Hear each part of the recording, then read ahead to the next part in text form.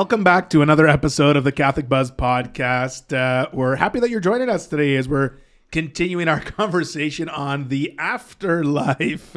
My name is Father Daniele, and I'm joined by Josh Sullivan over here. Hello. And Matt Van Milligan. How are you? I'm doing well. Doing okay? Yeah. Last week we talked about heaven, which was a joy because heaven, is always great to talk to. A good place. To talk about, and it's always great to have those conversations. Hopeful. It's hopeful. And dreamy almost. Which means if we talked about heaven last week, we have to talk about hell this week. So a little bit of a downer. Yeah. Eh? You could even say a buzzkill. It's a buzzkill. Yes, I like what you did there, Matt. Yeah.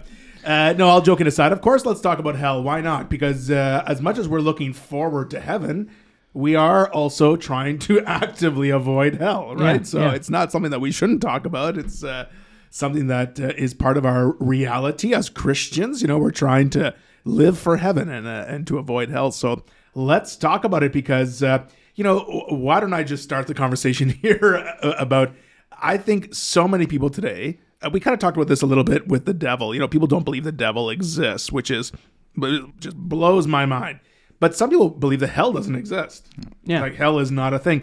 And in fact, if I remember correctly, I think if I remember the date, I think it was 2018, or the Pope Francis made some comments about hell. And of course, the media reported that the Pope had said that hell doesn't exist. Yeah, and that made headlines everywhere. Yeah. And the Vatican had to clarify.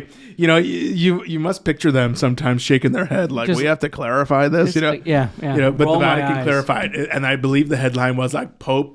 Vatican says Pope did not say hell doesn't exist, but there are people out there who don't think that hell exists. Yeah, and it's strange that we have to go through these kind of like semantic gymnastics to be like, we didn't say that hell doesn't exist, that it's been a claim since kind of the beginning, right? That hell is something to be avoided, and that It's a spiritual reality. We talked last week about, is heaven a place? Is that the reality of hell is something that we should, actively avoid. Sure. And one of the you could say the idea, or like the kind of the increasingly secular idea that hell is just kind of this fear narrative that is just kind of this residual part of an archaic religion, or that you get this idea that we talked a little while ago about C.S. Lewis's Screw Tape Letters, that is was probably a pretty good tactic of somebody who wants, people to go to hell, i.e. Satan, to, convince them that it doesn't exist, because you can't actively avoid something you don't, think exists. Exactly. Yeah.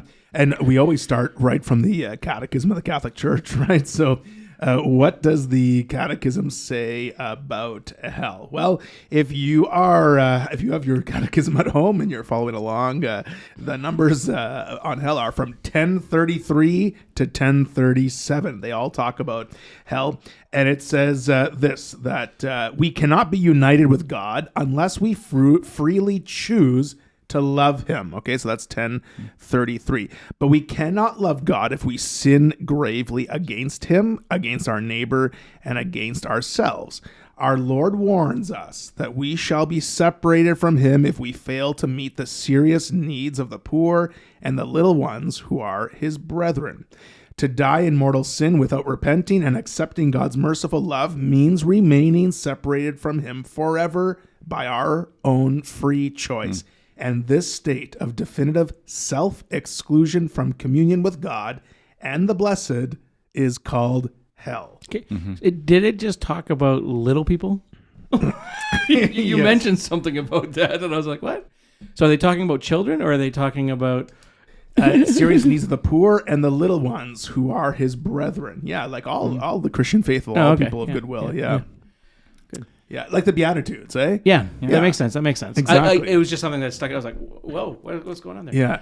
And, this, I actually really like the language is clear that it's a self-exclusion from communion with God, because another thing people think about hell is that God has or that people are predestined to go to hell, or people are just have no good in them, that's their fate, or whatever. Or it might that be. God does it as a punishment, meaning like, I hate you, you're going to hell. Yeah. Like Well, that's not true. And actually, 1037 speaks that God predestines no one to go to hell, right? So it's a self-exclusion from communion with God. So that's what the Catechism teaches. Jesus himself talks about the unquenchable fire.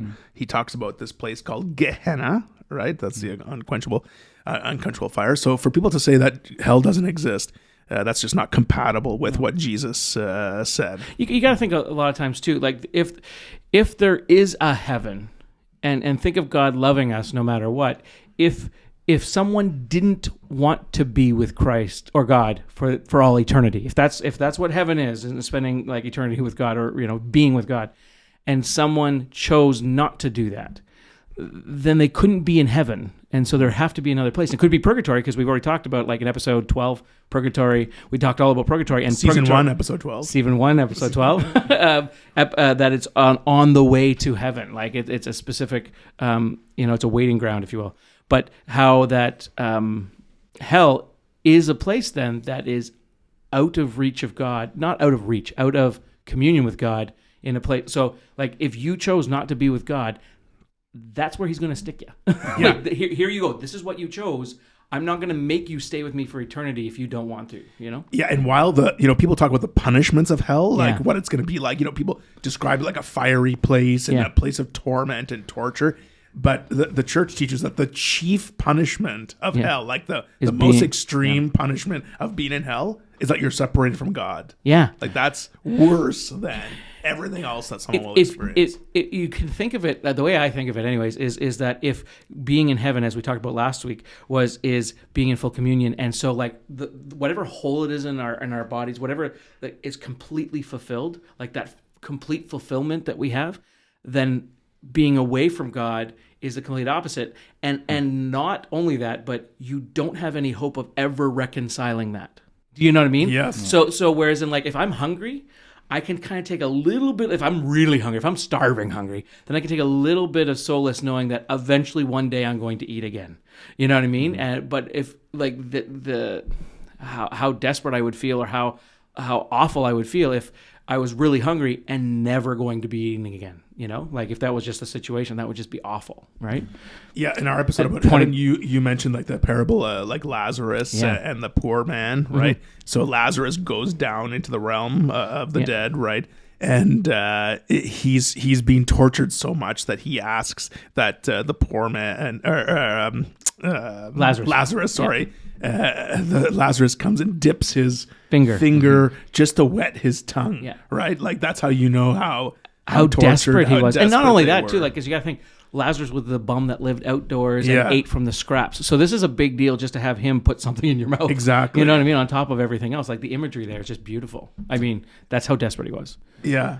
Well, I was just going to say that it's like just when we were talking about addressing kind of misconceptions, or people have this idea that like we mentioned, like, is heaven a place? Is hell a place? It's like people imagine hell as this place that God created to send people He doesn't like, and it's kind of the opposite. And like people have this conception, and one of the arguments you hear against God, or like the atheist argument, is like, how can a good God send people to hell? And it's like, well. Ironically, that it's like God created heaven, God created earth, but hell is kind of our own creation by rejection, or like you have the fall of Lucifer, and that effective separation is removal from, but that can't happen if God isn't primarily love. That it's like God could compel all of us to love Him and be with Him in paradise forever. It was like, but we have a choice that, like, in order for love to actually be love, it needs to be freely given. So free choice. And as a result, the angels were given a choice. We're given a choice. So it surprises a lot of people that the fact that we can choose hell, the fact that hell is an option, actually follows from the fact that God is primarily love.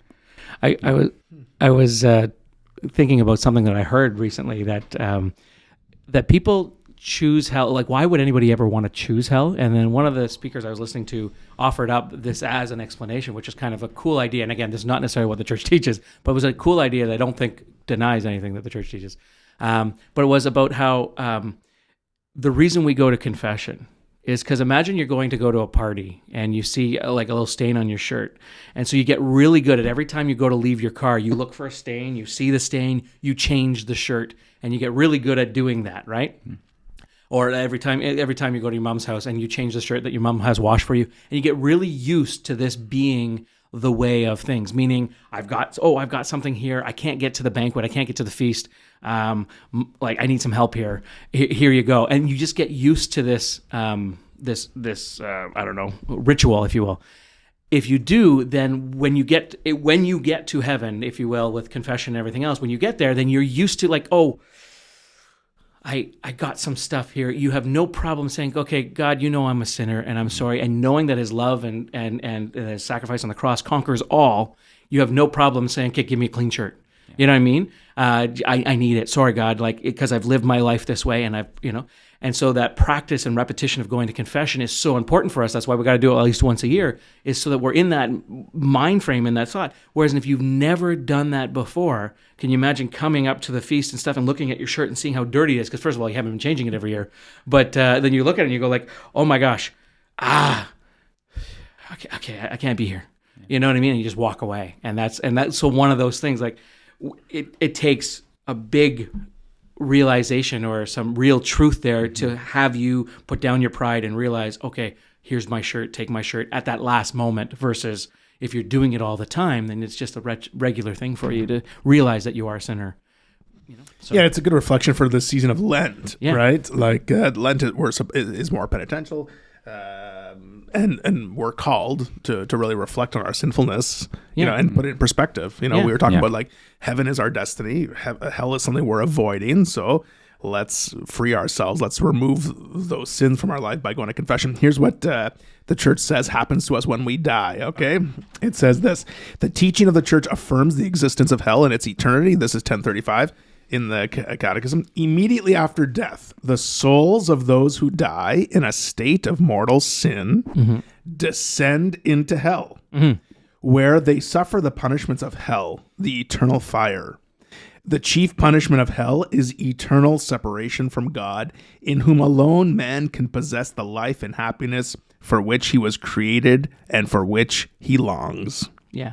Okay, so let me just clarify. Immediately after death. Yeah, that dirty state was venial sins. Yes. I'll just clarify that right now. Yeah. But exactly. It was immediately it's there. Boom, done. And that's not nice news to swallow, right? And I gotta think that a lot of people would have mortal sin on your soul. Potentially, especially if you grew up Catholic and you know what they are, what mortal sins are, you know they're against the church, and you fit the 3 criteria or all the criteria that goes in along with mortal sin. We talked about that in another episode. I don't have it at the tip of my tongue right now, but so the difference between venial and mortal sin, and you got to imagine that people do die with mortal sin on their soul, and that's where they go. You know what I mean? So like, exercising that gift of reconciliation is crucial. And one thing that's really important to remember is, while hell is scary, and so should it be, I guess, because, we're talking about this separation from God, there's chance after chance after chance in our life, really, to avoid that situation, right? And I think sometimes we just, I don't know, maybe we don't take it seriously, maybe we take it for granted, maybe we just don't take advantage of those opportunities, to... Yeah, and I think a lot of people inside and outside the church want to talk about hell in a sense that it's like, well, God doesn't like sinners, so, he sends sinners to hell. But it's like, but the reality is that, we all sin. We all fall short of that glory. And that even looking at, like, the necessary recognition that we're sinners, like, God came for sinners, and like a lot of time looking at the Gospels, like the primary candidates for hell are the people who actually think that by their own merits they're worthy of heaven, exactly, or they don't care for the poor, they don't care for those in need, they teach others to, reject the law and reject God's commandments.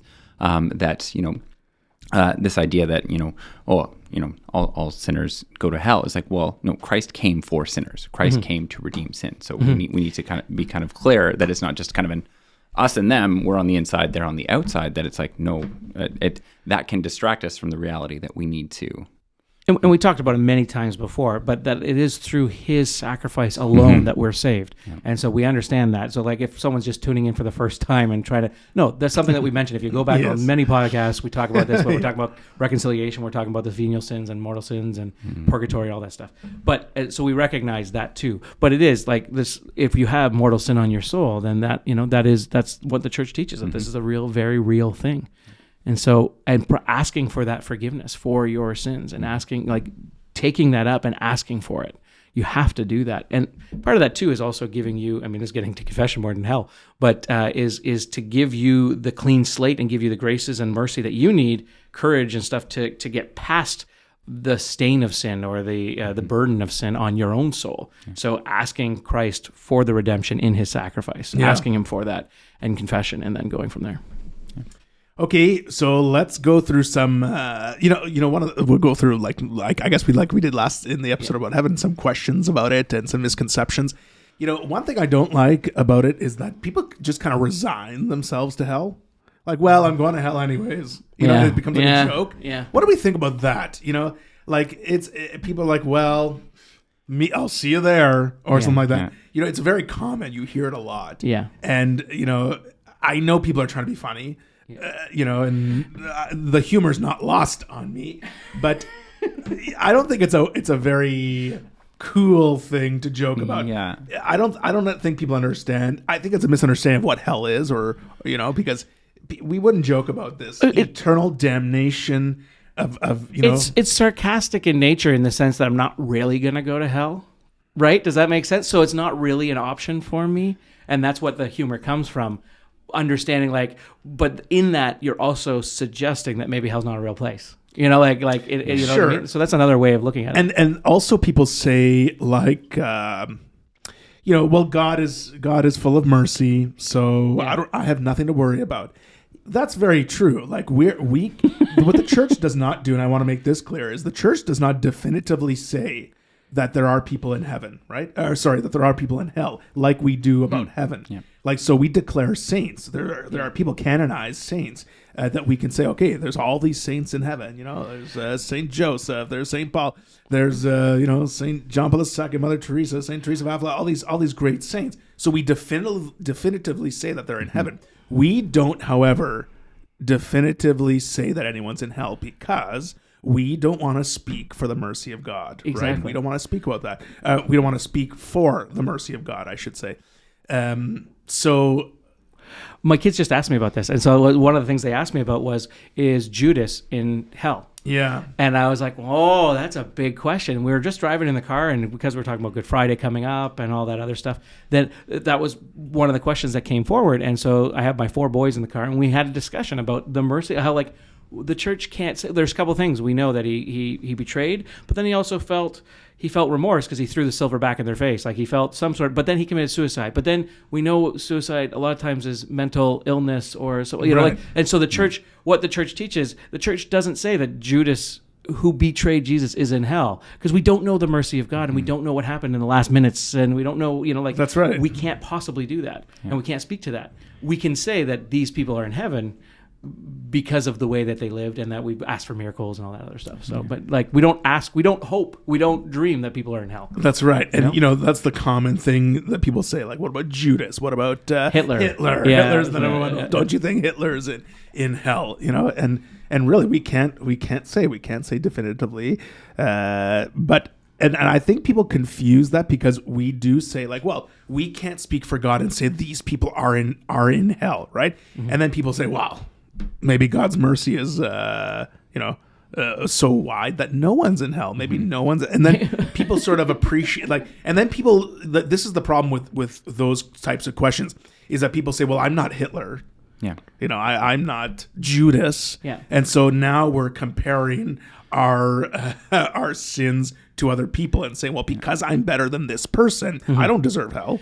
Yeah, and you think about it, it goes back to, for me, the key word of the self-exclusion part, right? Exactly. So that is part of it. Exactly. And then the other part of it is, I would always like to say that if a bear came out of the woods and I was standing in the field with my kids, okay, it's going a little wild here, I know, but that I would send my kids away and then I would wrestle the bear, right? Like I think that I would like to always think that that's what I would do. I'd be the awesome father, brave husband, and that's what I would do. And I wouldn't all of a sudden have a really high squeaky voice and say, run, you know? But in reality, I don't know what's going to happen until I'm there and I'm faced with that decision and that choice. And again, I think that I'm probably going to stand my ground. But again, I hope, I know though from past experiences that there could be a chance that I could, in a very high voice, yell "run," and then so the same kind of thing from the self-exclusion. Like, well, you know what? If it's just self-exclusion, then don't worry, I'm not going to self-exclude myself. Like, I'm not going to do that. But you have no idea, again, what you're going to do when you're faced with the awesome and glory and power of God. With when you see your own. Plainness, if that makes sense, or you're not gonna, you don't know how you're going to react to that, and if your life is anything leading up to that point, and you haven't practiced and you haven't understood that, then you might just turn and say, no, I'm not worthy of this. I'm going to walk away. Even though your whole life you've been saying, no, I'm not going to do that. I'm going to do this. So. What about people who say? I've heard people say, well, there's heaven, yes, okay, but because of what's happening here on earth. People say like hell is here on earth because we're waiting to go, and I mean you look around and you can compare. I don't know, I don't know what to compare to, right? But you say what do we say to those people who say like this earth is kind of hellish for them? There's a way in which that's very true. That it's like when sin entered the world, that it's like it made a little original sin broke. The paradise broke kind of the perfection that we were created for. And even the instances that you have Satan in the Bible, he's prowling about the world. He's entering into the garden. He's contemplating Job. Those types of things that like evil and sin enter the world.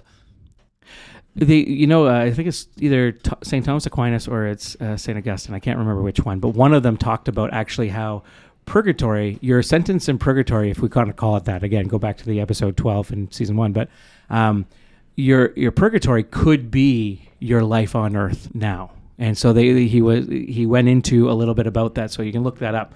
But talking about, but not hell necessarily as like your death sentence or but he talked about how purgatory, you could live out your purgatory on earth, and that was him, again, not necessarily something from the catechism, but something from one of the saints that have talked about this is a potential, like that's what they suggest, and so that's getting to the purgatory episode. But and on that sort of topic, I guess. There are moments in this life, you were talking about original sin and all these things. There are moments in this life that give us a glimpse of heaven, right? Like you said in the heaven episode about when we're at Mass and we consecrate the Eucharist, heaven meets earth there. And then there are moments of grace that we're just like, whoa, we feel the presence of God. So we have glimpses of heaven. In the same way, we get glimpses of hell, I think. I think in our torture, in our struggle, in things that you see that are nasty, things that are, things happen in your life and you're like, that was evil. That was pure evil. I know it. I felt it. Whatever it might be. Loneliness. Like there are parts like I can think, like I'm trying to think what would be loneliness. Even when I'm surrounded by people, how lonely I could feel in the depths of the worst that I've been at. You know what I mean? Yeah. And so like those are my little moments of appearing. Okay. Can you get out of hell? No. They talked about again, we go back to Jesus talking about the parable of Abraham and Lazarus, right? And talking about how he wants to go warn his brothers, and that's not possible. And he's okay, well then send Lazarus for me, and he'll go warn my brothers. And he's like, no, like we can't do that. Yeah, exactly. So it's final. When you're damned to hell, that's where you stay. That's right. It's no purgatory. I just love that you keep bringing this Lazarus. This because at the end, because there's a warning there, eh? And I think it's really important for us because like he says, can you send Lazarus to warn my brothers or something like that? And they said, well, no. If you didn't listen to the prophets. They had the prophets. They had Moses. They had all these people to warn them. And it's like, no. maybe they won't listen to them, but if you send someone from the dead to warn them, it's like someone from the dead to come and warn them, they'll for sure listen. You know, the imagery there is beautiful. Like Jesus is here, you know, he's going to raise from the dead. And even then people won't believe, you know, and I just think about, you know, excluding yourself. Like sometimes we're just slow to believe, hardness of hearts, and God is acting right in front of us. And yet we, in little ways each day, we choose hell over the grace that heaven gives us. Okay, what about non-Catholic people or non-Christian people? Like, are they are they condemned to hell? Well, we talked in a previous episode that we want to think about it in a kind of constructive and edifying way. That it's like the church is not in the business of, you know, this person is going to hell or this group of people is going to, like, that. It's not really our job. We want to speak in, you know, general, categorical, make these theological deductions to say, what can I do or what can we do to, you know, avoid hell?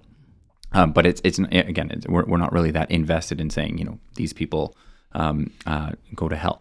But we want to say that, we've said in previous episodes that, you know, the sacraments are the means, the ordinary means given to us to, you know, affect our own salvation, to participate in the divine will, to collaborate with, you know, the grace that's being offered to us. So this is what the church, this is the proper and ordinary way that, you know, we pursue heaven and avoid hell.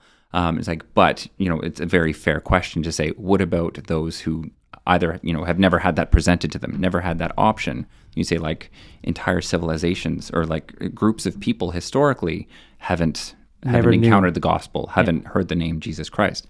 What about them? And again, we said in earlier episodes that, you know, the sacramental means is what we're given. But, you know, that's the way we're bound. Yes, God is not bound by the sacraments. So, you know, and, you know, we talk about the thief on the cross, and that says, you know, I think we talked about it last week. Christ said that you'll be with me in paradise. Yeah. So again, he wasn't baptized. We didn't check our kind of sacramental boxes to say, hey, is Jesus allowed to do this? And we're like, Jesus is God. Is he allowed to do this? Yeah. And I think, you know, there's a beauty there because, you know, God, who is all powerful, you know, does act outside of the sacraments, and I think, you know, there are people who can encounter God in other ways. You know? The warning that I would bring with that is just that, again, if you're given the option, we're talking about people that don't have the option or don't, like, whether we talk about like babies that have been miscarried or aborted, or whether we're talking about tribes on islands that have never been reached by missionaries or whatever the case may be, like, those people have not been given the option. If you've been given the option and denied it, there's a difference there than, you know what I mean? And then what we're talking about here. And again, we're not saying whether these people get to heaven or hell. We're just saying that we can't make that judgment, that we can't say outside of the box that they are definitely going to hell, because God's mercy, right? Exactly. But if you're given the option and you deny it, there's a difference there. Yeah. What is hell like? Like, what does it look like? Is it, you fiery? We think about like Dante's Inferno. I was gonna say, no, but like, I was thinking about that. Yeah, it's funny because our imagination about you know what hell looks like is just like is what heaven looks like. Interestingly, our literary historical imagination a lot of times is more invested in, like, how many people have read Dante's Inferno and how many have read Paradiso. Yeah, that right. It's and you know, but again, we bring a lot of our associations. You talked last week about how a lot of, you know, classical depictions of hell are rooted in kind of the Aristotelian cosmology, and, you know, heaven is up and hell is down. Yeah. That, you know, you read Dante's Inferno and, you know, you have different levels of hell, and, you know, most of them are occupied by medieval Italian aristocracy or like people that Dante didn't like. Exactly. But it's, and again, there are tons of theological insights in there as well. But again, we bring our own kind of association of, primarily, if, you know, heaven is direct communion with Christ, and, you know, communion of the saints, you know, you can think about that in opposition. So it's like, hell is, lonely. Hell is desolate. Hell is, a removal from every, good, essential good, or like good that is kind of core to, or what we were created to be. But and again, you have the imagery of kind of fire and brimstone. Yes. And ironically, the lowest layer of hell in Dante's Inferno is actually ice, is frozen. Satan is like waist deep in a frozen lake. Yeah. Wow. Sorry, just while we're talking about hell being something like a matter of your own choosing, the reason that the lake stays frozen is that Satan's wings are flapping to create the cool air, so he's actually imprisoning himself in ice. Oh, interesting. So hell has truly frozen over. Yeah. In Dante's imagination, yeah. Okay, so I always bring myself. We're running out of time here, so I'm always bring myself to think about Matthew, chapter 18. Jesus talking about if your hand causes you to stumble, cut it off, because it's better for you to go into hell or with one hand than to go into hell with both. Mm-hmm. If your eye causes you to stumble, whatever, that for me, every time I read it, it's like, hey, shows you the seriousness. It's like Jesus is saying this is serious, and we have to do what we can to avoid that, right? As much as people joke and as much as people say, "Ooh, it's going to be hot where I'm going," or whatever it might be, Jesus is saying, this is a serious thing, that in your life here, we have to do what we can to avoid hell, and to be with God forever. And we should desire that as people. Even people of goodwill should desire to be, with God rather than tormented for the rest of eternity, right? And I think it's a stark reminder to us that, we were talking last week about having friends that encourage you to go to be saints, to go to heaven. Yeah. This is part of it, to have friends that help you avoid hell. There's a T-shirt that I just think of that my uncle wears sometimes, and my dad has them, and it says, all the men in men's group got them, but just says, friends don't let good friends go to hell. So like meaning that you're going to step up and talk to your friend about attitudes and ways that they might be going to hell. Not like, but just being like, what you're doing right there. Like, if you need help, I'm here to pray for you. You know what I mean? Versus, just kind of ignoring it. Exactly. So stepping up and actually encouraging each other to go towards heaven. Yeah, and to remember that we're heading in a direction. Yeah. Like all of us are heading in a direction, whether we like it or not. Which direction do we want to be? What is our destination? That it comes from our free will. God's given us free will. He's also given us His goodness, His grace, His sacraments, all these things to help us.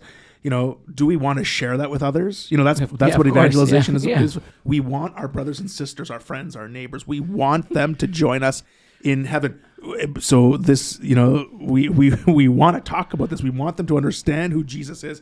We want them to understand about the life after the one that we're in. What we see in front of us now is not forever. Yeah. And the Gospels continually remind us of that reality, and yet we continue just to sort of take it for granted. Unlike other religions, we don't believe there's only so many spots, right, in heaven. Right. Heaven is at, there is a spot for you in heaven. Exactly. You know what I mean? If in my Father's house, there are many rooms. Yeah. If it were not so, I would. Why would I have told you? Or why wouldn't have I told you? All right, well, that's it. And I must say, we were talking about glimpses of hell on earth. Yeah. That doesn't happen for me when I spend time with you guys. So just to clarify. Yeah. I think that's the nicest thing you've ever said to me. If you want to say more nice things to Matt, you can drop us a line at thecatholicbuzzpodcast@gmail.com or leave a comment right on our YouTube channel or Facebook or Instagram page. That's all the time we have. So for Josh Sullivan and Matt Van Milligan, my name is Father Daniele. We'll see you next time on The Catholic Buzz.